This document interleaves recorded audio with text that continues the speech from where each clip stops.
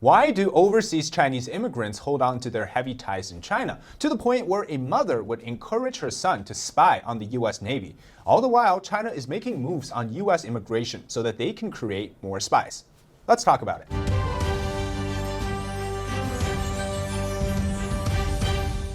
Welcome to China Insider. I'm David Zhang. If you enjoy the content so far, please leave a like and subscribe to our channel. Now, if you've been following the news lately, you'll notice that two sailors in the US Navy, they've been arrested and charged for spying on the US Navy for China. It turns out one of them, Jintao Patrick Wei's mother, encouraged her son to continue spying for the CCP because, get this, he can land a government employee position in China later on. How crazy is that? You're living out here in the land of the free and enjoying all the rights and freedom that this has to offer and things that were denied back in China, spending all this effort to come to the United States just so that you can land your son with espionage charges. Does she not know that spying is a treasonous activity? Well, she probably does, but she doesn't care. Her mother's mindset is a large representation of overseas Chinese immigrants, particularly those from the mainland. And this, of course, stems from how Chinese society operates under the CCP. Now, let me teach you a Chinese word that will go for a long way. Guanxi. It means that a relationship with somebody that matters. People who grew up in the CCP system do not worry about the rule of law. You can achieve anything if you have the right relationship with the right person. There's no such thing as individual achievement or success, because behind all that, in China, is a line of Guanxi, or a line of people that you know. In fact, Patrick Wei's mother thinks that her son being a spy is actually a perk that could help out to compete against other candidates in China, as it is seen as a loyalty move for his home country. Disclaimer though, I'm not saying that all Chinese overseas immigrants are like this, but a vast number of them, like I said, from China, they do think this way.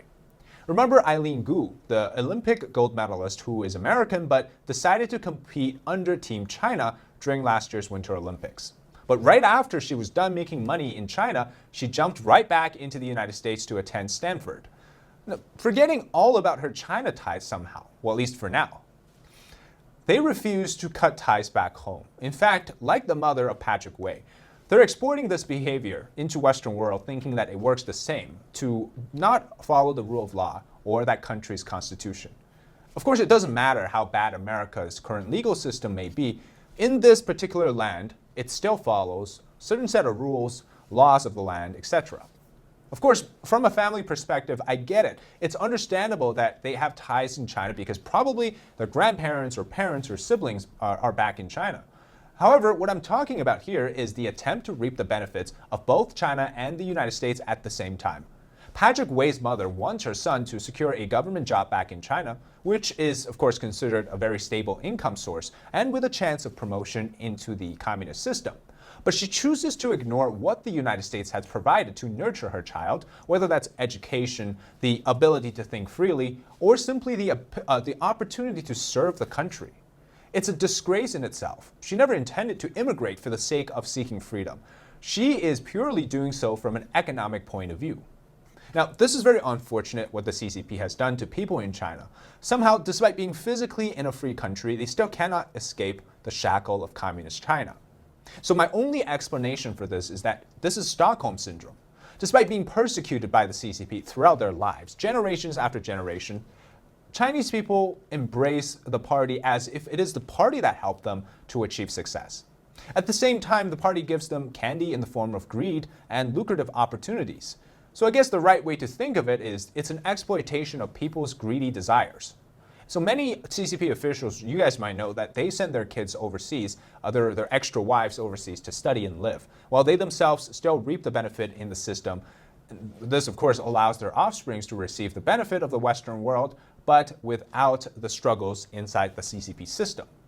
I think it fundamentally boils down to not accepting that the CCP is evil, well, at least enough to impact them.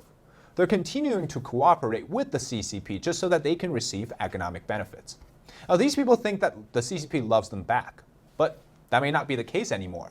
The 180 switch is coming. Just today, it was revealed that the head of a U.S. immigration agency in Shanghai has been arrested. This will be the first of many immigration firms being investigated. Now, many Chinese people cannot go back or they could potentially face arrests. Here's why. He Mei is the chairwoman of Lian Overseas, the largest U.S. immigration firm in Shanghai.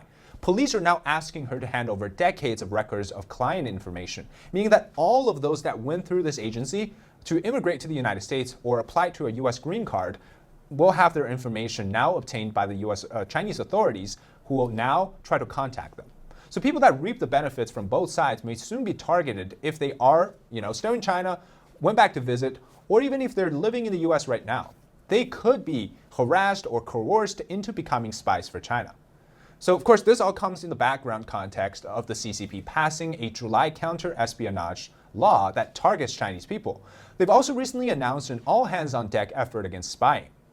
So the key message is this: if you are living in the United States or anywhere else overseas as a Chinese immigrant, please do not work for the CCP anymore. And if you get harassed or coerced, threatened by those authorities in the mainland, report it to the FBI and local police authorities. And don't spy for the CCP, because that ends really badly for you. This video is sponsored by Blueberry Quality Products. Us guys, we don't really have a skincare routine, and you might wash your face with water and maybe put on a store-bought moisturizer, but for me, for example, I have acne-prone skin, and in the summer it gets so oily around my forehead, T-zone, and my nose area. And what I've done is use this mask called Dermaroller Intensive Hyaluronic Acid Facial Mask. And I use this once a week. What I've noticed is after using it twice, so once a week for 2 weeks now, that I get less oil around my T-zones and I get less breakout. And it's also very hydrating for your skin. So if you've got dry skin, definitely a product to check out. And if you'd like to support me, check out some of the other products that Blueberry Quality Products has to offer. So click the link in the description and you'll get 15% off all the products on Blueberry Quality Products, as well as if you spend more than $70, you'll get free shipping in the United States. All right, that's it, today's episode, quickly explaining what the situation is with Chinese immigrants who are still trying to play both sides of the game. And if you enjoyed the content, leave a like and comment below what your thoughts are. Also, make sure to subscribe to our channel and share this video with anyone that you think might enjoy the content. I'm David Zhang, this is China Insider. We'll see you next time.